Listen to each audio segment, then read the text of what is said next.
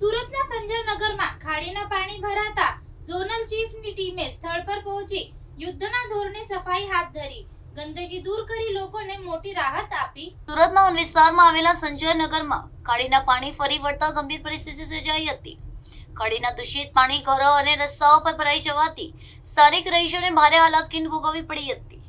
આ ગંભીર સમસ્યાની જાણ થતાં સુરત મહાનગરપાલિકાનું તંત્ર તાત્કાલિક હરકતમાં આવ્યું હતું। પરિસ્થિતિ પર કાબુ મેળવવા માટે ઝોનલ ચીફ અને તેમની ટીમ પોતે સ્થળ પર મેદાને ઉતરી આવી હતી।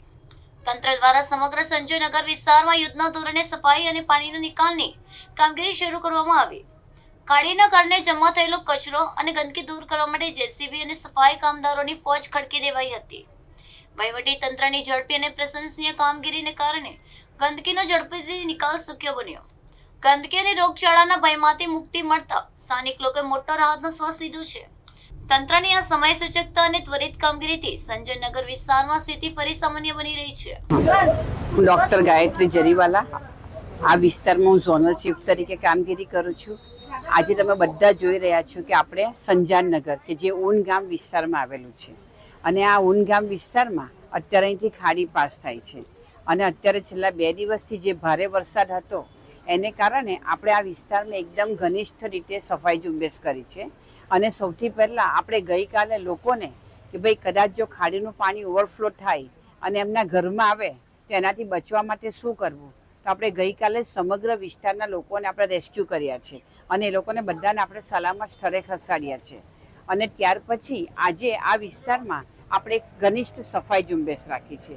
એમાં સુરત મહાનગરપાલિકામાં આરોગ્ય વિભાગ અને સાથે સાથે એન્જિનિયરિંગ વિભાગ એ બધા જ ડિપાર્ટમેન્ટ અહીંયા ભેગા થયા છે અને અમે જે રોડ ઉપર જે ડેબ્રિસ હશે, કચરો છે, કાદવ છે એને અમે અત્યારે ઉઠાવીએ છીએ અને એની ઉપર અમે ચૂનાનો છંટકાવ કરીએ છીએ।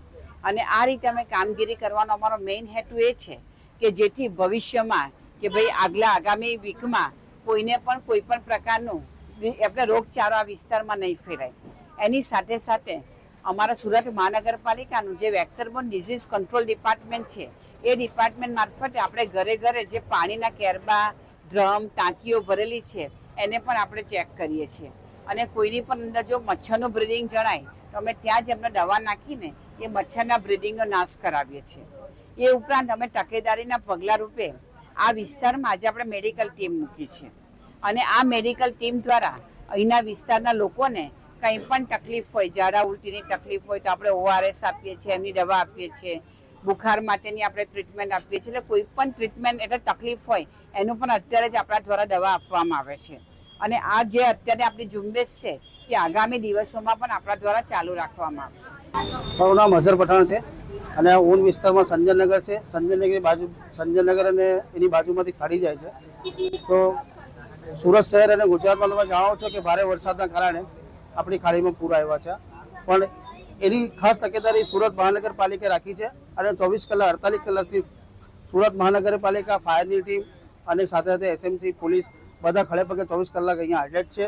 અને અહીંયા આ એટલી ફાસ્ટ સર્વિસ જે તમે 108ની આપણે સર્વિસ મળે છે એવી સર્વિસ અમને સુરત મહાનગરપાલિકા, ફાયર અને પોલીસ તરફથી મળી છે। એમનો ખૂબ ખૂબ આભાર માનું છું। સરકાર તરફથી જે ગેસ ડોલની સુવિધા આપવામાં આવી છે એમાં કેટલા લોકોને લાભ મળ્યો છે અને કેટલા બાકી છે?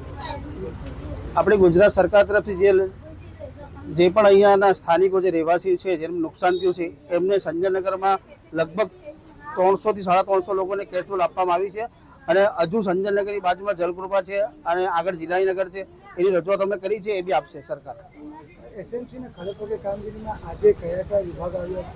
આજે એસએમસીની કામગીરીમાં જે પણ રસ્તામાં એ છે, કાદવ છે, કીચડ છે, એ કરવા માટે આવ્યો છે એસએમસી અને સાથે એમની ટીમ પણ આવી છે, એની મેડિકલ ટીમ આવી છે। જે પણ અહીંયા લોકો, સ્થાનિક લોકો છે, કોઈ બીમાર હશે, કોઈને શરદી, ઝાડા, ઉલટી, વોમિટમાં, એ પણ આજે એસએમસીની ટીમ અહીંયા ખડેપગે ઊભી છે। એસએમસીની ટીમની હાજરીમાં આપ લોકોને શું સંદેશ આપશો? લોકોને આજે સંદેશ આપવાનો છે કે આખા ગુજરાત અને પૂરા સુરતની એસએમસી ટીમ જે કામ વર્ક કરી રહી છે એમનો ખૂબ આભાર માનીએ છીએ। અમે સ્થાનિક લોકો એમનો ખૂબ આભાર માનીએ છીએ।